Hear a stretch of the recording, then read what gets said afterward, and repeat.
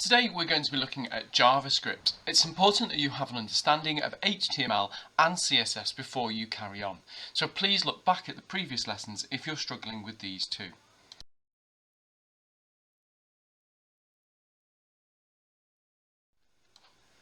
Now, when we've looked at HTML and CSS, we found that HTML is the markup language that creates the structure of a website.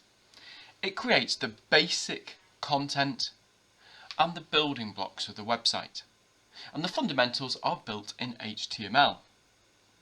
Once we've done that, we can create a style sheet using CSS to give the website a style. This allows us to apply a certain style to parts of a page or certain sections or certain tags.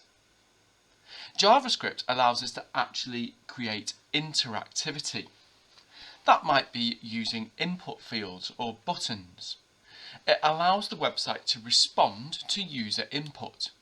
So that means handling complex functions and features. Remind yourself of the following codes. These were our HTML codes. So as a quick reminder, JavaScript is a scripting language to interact with the page. Have a watch of this video to give you a bit more of an overview.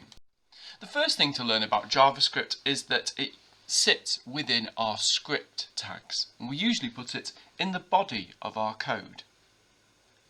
At the end of a line of code, we use a semicolon. Here you can see the example document.write hello there. This is going to print hello there onto the screen, and remember it uses our semicolon at the end of the line. Generally speaking, we wouldn't use document.write very often in a website, because document.write would just overwrite some text. For your course, you actually don't need to know the perfect syntax of JavaScript.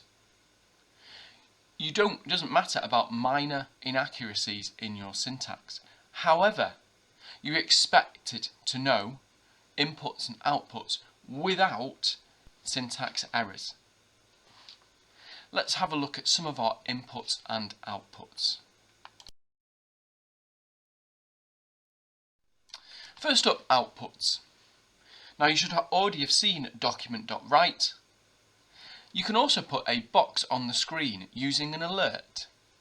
An alert will put a small box on the screen, and in this example it will say hello world. This is like a pop-up. Now just be careful about using these because some browsers block pop-ups, and it's actually not seen as good practice that we be putting pop-ups on websites anyway. Here's an example of our pop-up embedded within our script tags. You can see we've got an alert. Remember, we finish a line with a semicolon, and inside that we decide what text we want to appear in the pop-up. Now we will come on to inputs later in the lesson. However, inputs are taken in the form of user forms. So that might be an input form where the user has to type something in. We've got to collect that data, and then we take that data and use it in some way. Here's a quick overview of everything you will need to know in JavaScript, and we're going to work through these one by one. Let's have a think about variables. Now we need to declare a variable using var at the start. So you can see there are two declared here. Var x equals 5 and var x string equals hello there. X and x string are just the names that we've given to our variables. Very similar to Python, we declare them and we can use them later on in our program. Remember the semicolons at the end of your lines. So a quick recap about what casting is. Remember, casting is changing a variable from one type to another. So for example, if you have a string and you wanted to do a mathematical function, you would need that in the form of an int. Remember, we can change the type of data, and you can see an example here on the screen. str3 would return 3 because it's turned that value from an integer into a string. It's the same with an int and a float. I want you to try these in JavaScript and make sure you can get them working. Now selection works in a similar way to that you'll have seen in Python. On the left hand side you can see an if and an else statement. Notice there's no elifs. There's only ever two options here, an if and an else. And you'll also notice in the if statement there are three equal signs rather than the two. In this instance we're just using document.write. A little bit different than Python, however, is the curly brackets need to be used at the start of the loop and at the end of the loop. Look at the positions on the screen. We generally put the open curly brackets at the end of the if statement, and in usual programming we'd put the close bracket on the last line after your code. You can see a second example on the right hand side. It's the same code, but this time we've changed the variable x to equal 11, so the else will be written. I want you to try making a selection statement in JavaScript. Now the case statement is something that is brand new inside Python, but it has existed in a lot of other languages for a long time. This is called a switch case statement, and it is another example of JavaScript. In this example, you can see that we have 6 or 7 different cases, one for each of the day of the week. We start a variable called day, and then we collect the date and time from the computer system. So date.getDay. That will return a number, and the case will be run depending on what number is returned. And at the end, we write that back into our HTML. Now you'll notice right at the top of the page we've got a p tag with an ID of demo, and this is the tag where it will write our answer.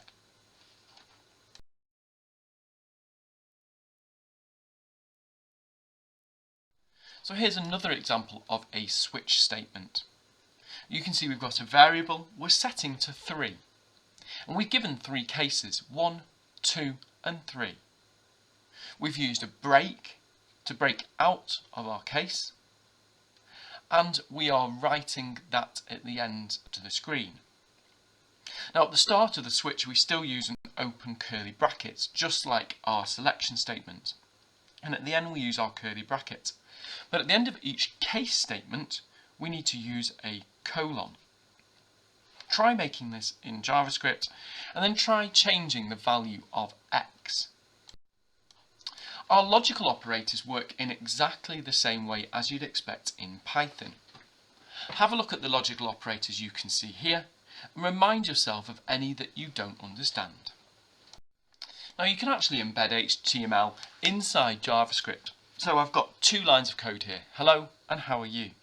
If we wanted a new line in between those, we could use document.write br. That is our line break and would give us a new line. We're now going to look at subprograms. Remember, the advantages of subprograms are they can be called at any time. We can repeat code and call that code at any point, and it helps us to debug our code. So for example here, I've started a function called myFunction. It takes 2 variables, so 2 variables are passed to it, a and b. Remember, in a function those variables are standalone and can't be seen by the rest of the code. So in memory, a and b are small memory cells which can only be used by this code, and once the function has finished, those variables will be removed from memory. So first of all that's going to be returned by this function is the value of a multiplied by b. Now you can see, for my functions example, we've got some more script inside our script tags. We've got chosen element equals document dot get element by ID functions example. That's basically setting a new variable called chosen element to be our p tag. So if you look at that, the ID equals functions example, it's saying that chosen element is this part of HTML. We can then overwrite that HTML with the answers of my function. So chosen element, and it uses .innerHTML. So it changes the content between those p tags.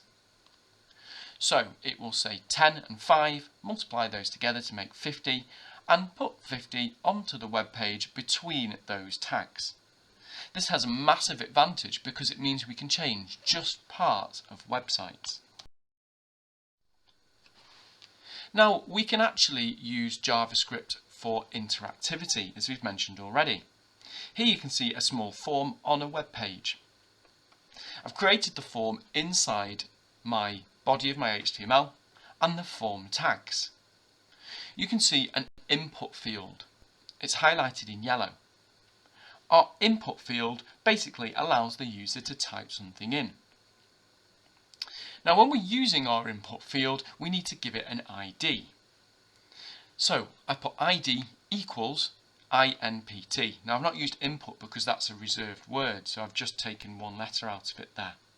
It's really important that we actually give everything an ID so we can refer back to that. If we want to get the data from that, we need to be able to tell the JavaScript where to go to get the data. And if you've got a number of different input fields, you're going to need different names for them. We also give it a type. We're expecting a number to be inputted here, and that is inside our input. Now there are lots of other attributes that you could give to this. You could change the size of it, etc. But you can look into those and you don't need to know those. Now an input field is no use unless we have something to trigger the JavaScript. We need to click a button or tell the JavaScript we're ready to collect that data. So the first yellow line you can see is our button. We have it inside button tags. We've told it what type it is, and we tell it what to do when it's clicked. So it's a type button, and on click it's going to run my function. You can actually see the text inside it is just click me, and that's our first line of code. You can see my function inside the script tags. In the same way we set up a function before, we've got my function, open and close brackets, and then the circular squiggly brackets. And then inside there we've got a variable x equals document.getElementById input.value. So we're telling it, first of all, go and find the element which has been given the name INPT or input, and find the value of that. The dot value is very important because otherwise it would just go and find that input box, but we want the value inside it. We've saved that to a variable called x and then written it to the screen. Now in my example I had assigned a variable x and saved it so that we could use it again at a later date, or we could return that or do something with it. You don't have to do that. We could just do like the one at the bottom right hand corner, document.write, and then it would have document.getElementById input.value. Exactly the same as what we had before, but this time not assigning it to a variable. So I want you to create a form with an input form and a button to give you a horoscope, depending on what the user types in and what their star sign is.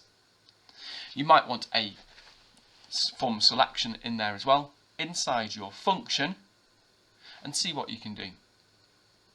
Then, as an extension, you'll notice the result actually appears in a new web page. And we've kind of touched on this before already, but see if you can fix that. The next thing is iteration. Now remember, we have two types of loops. We have a definite loop, which is count controlled, which is a for loop. This is when we know how many times we're going to be running the code. We've also got an indefinite loop, a while loop. And a while loop is when we don't know how many times the code is going to be run. So, having a look at this code, we've actually got an array. An array is exactly the same as you'd find in Python, except remember your semicolon at the end of the line. We've got two more variables we've set as text and I. I, and our for loop, is going to start from 0. It's then going to iterate through our list. So it says cheese.length. I++ is just our iteration value, which allows us to move through our lines of code one by one. We've then got text plus equals, which is going to add and append to the text the value of that cheese and then a line break. So what do you think this is going to do? This should write the code one after the other, one below each other. So I'm going to ask you now to create this code. What I'd like you to do is have a button that you press and it prints the times table of that number. Now, if you look, I've highlighted a line in yellow, chosen element.inner HTML output text. Now, that is actually only writing on part of a website. If you look at the line above it, we've decided what chosen element is. And we've got chosen element becomes this while loop. And we're looking for something which has the ID while loop. So if you look at the top, we've got P or paragraph of while loop. So this inner HTML is going to put the result inside those P tags. Now if we didn't do that, when we press the button, it would write over the whole page and your button would disappear. So your task, I want you to recreate this loop to print the numbers in the 10 times table. Then I want you to have an input field so the user can choose which times table they're going to print.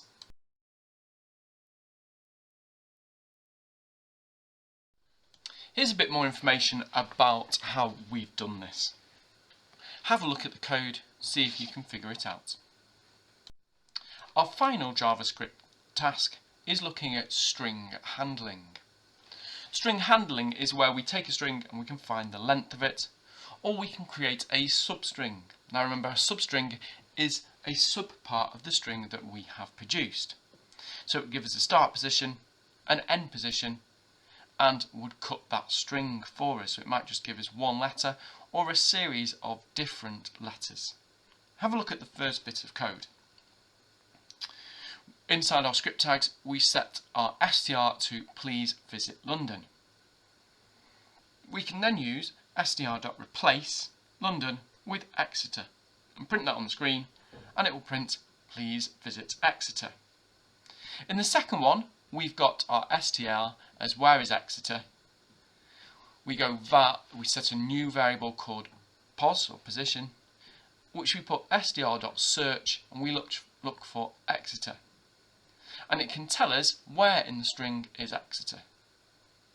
Have a go at some of these, try the .length, .substring, and see what will happen with them. Your task now is to do the following. Use Dreamweaver to create an HTML file which uses the JavaScript to do the following. Outputs a message of your choice to the screen. Outputs a number, multiplies it by 10, and outputs a result. Number 3, using selection asks for a month, calculates how many days the month has, and outputs this information on the page. Number 4, asks for your name and displays it on the screen 10 times. And then number 5, uses a while loop to display the 10 times table. If you manage to finish these, you might want to go on to W3 Schools and try working through some of their tutorials. Your homework is to add functionality to your sixth form page. You need to make sure your buttons are working correctly and then complete the Snakeify section about JavaScript.